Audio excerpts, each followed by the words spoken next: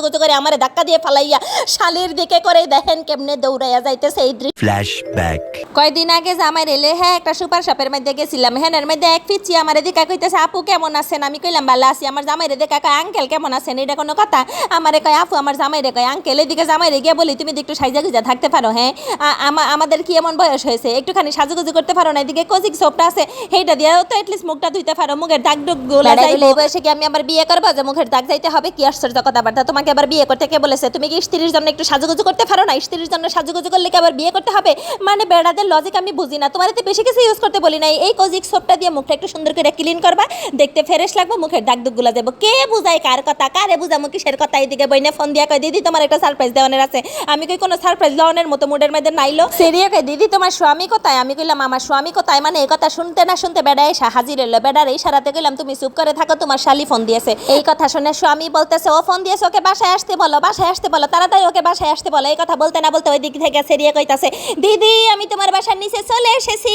চিন্তা করা যায় এই আফত মুসিবত আমার বাসার নিচে চলে এসেছে, এখন কি করবো? আচ্ছা ঠিক আছে উপরে আয়। এইটা কইয়া যাই না স্বামীর দিকে তাকাইলাম, দেখি বেড়ায় নাই। ওমা বেড়ায় কোথায় গেল, বেড়ায় কোথায় গেল? বেড়ায় তো মাত্র এখানে মধ্যে খাড়াই আসিল, হাতের শালি আসবে শুনেছে। এইটা শোনার পরে মানুষটা কোথায় চলে গেল? কি আশ্চর্য কথাবার্তা, আমার বাসার মধ্যে আমার বোন আসবে না?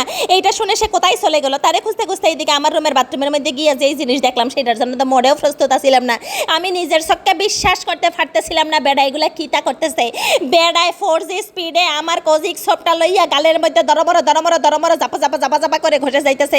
আরে আশ্চর্য, দিন রাত 24 ঘন্টা কানের সামনে টেপ রেকর্ডারের মতো করে আমি বাজাই গেছি একটু সাজুগুজু করো, স্ত্রীর জন্য একটু সাজুগুজু করো। কিন্তু কিসের কি আজকে তার শালি আসবে শুনে সে সুন্দর করে সাজুগুজু করে আমারে ধাক্কা দিয়ে ফালাইয়া শালির দিকে করে দেখেন কেমনে দৌড়াইয়া যাইতেছে। এই দৃশ্য আমার দেহারা ছিল।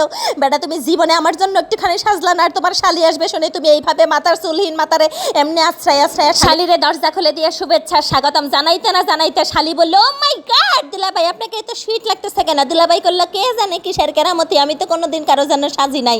আরে বেটা তুই কোনোদিন কারোর জন্য সাজস নাই না, তোর স্ত্রীর জন্য সাজস নাই। তো যাই হোক বন্ধুগণ, আমি তাদের পরবর্তী ঘোষণা আপনাদেরকে সামনে দিতেছি, তার আগে একটা রেসিপি করে নাই। এইদিকে আপনাদেরকে বলে রাখা ভালো, যেই দিন আমার মনের মধ্যে প্রচণ্ড পরিমাণের জোশ থাকে এবং মনটা প্রচণ্ড পরিমাণে আনন্দিত থাকে সেই দিন আমি এই রেসিপিটা বানাই। এটার নাম হইতেছে গিয়ে সিঙ্গারা। এই সিঙ্গারা বানাবো আজকে। এখন আবার আপনাকে বলতে পারেন যে ম্যাডাম এত বড় একটা ঘটনা আপনার চোখের সামনে ঘটে যাওয়ার পরে আপনার মনের মধ্যে আনন্দ কোথা থেকে এসেছে?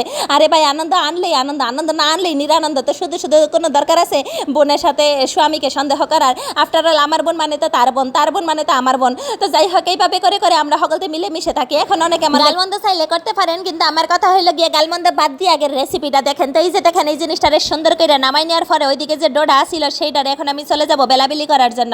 ঠিক এইভাবে ছোট ছোট করে লেসা নিব, তারপরে সেগুলারে সুন্দর করে লম্বা লম্বা করে বেলে নিব। সিঙ্গারা বানানো এত সোজা, আপনারা একবার শিখে গেলে প্রতিদিন দুপুরবেলা বিকেলবেলা ফোলাফাইনের স্বামীরে শালিরে হগলতরে বানায় খাওয়াইতে পারেন। তো যাই হোক বন্ধুগণ, আমার শালি আর স্বামীর পরিণতি দেখার জন্য রেসিপিটা শেষ পর্যন্ত দেখেন, তারপরে আমি তাদের পরিণতি দেখাই দিতেছি। এইদিকে সুন্দর করে সিঙ্গারাগুলারে চক্কা করে সেগুলারে এমন টিপা টিপা দিয়ে সুন্দর করে এগুলারে সিল মেরে নিব। দেখতে দেখতে আমার হগলগুলার রেসিপি ডান হয়ে গেছে।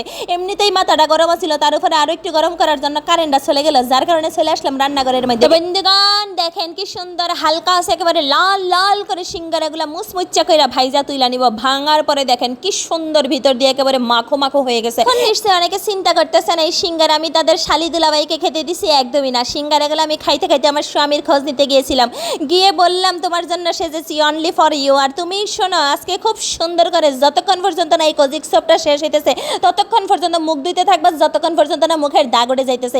এটাই হইতেছে তোমার পানিশমেন্ট। তুমি এখান থেকে কিন্তু লড়বা না, তোমাকে চেয়ারের ব্যবস্থা করে দিছে, এখানে বসেই থাকবা। আর ওইদিকে যাই একটু বোনের খোঁজ নিয়ে আসি। বোনটার রুমের মধ্যে একলা একলা কি করতেছে কেডাই জানে, চলেন দেখি কি করে। সেটি প্লিজ আমাকে বাসা থেকে বের হইতে দাও, আমার ভুল হয়ে গেছে দিদি, আমাকে ক্ষমা করে দাও, আমি বাসা থেকে বের হয়ে যাব দিদি প্লিজ, আমার ভুল হয়ে গেছে, ক্ষমা করে দাও দিদি প্লিজ। বোকা মেয়ে, এটাও জানিস না যে তোর দিদি কানে শোনে না?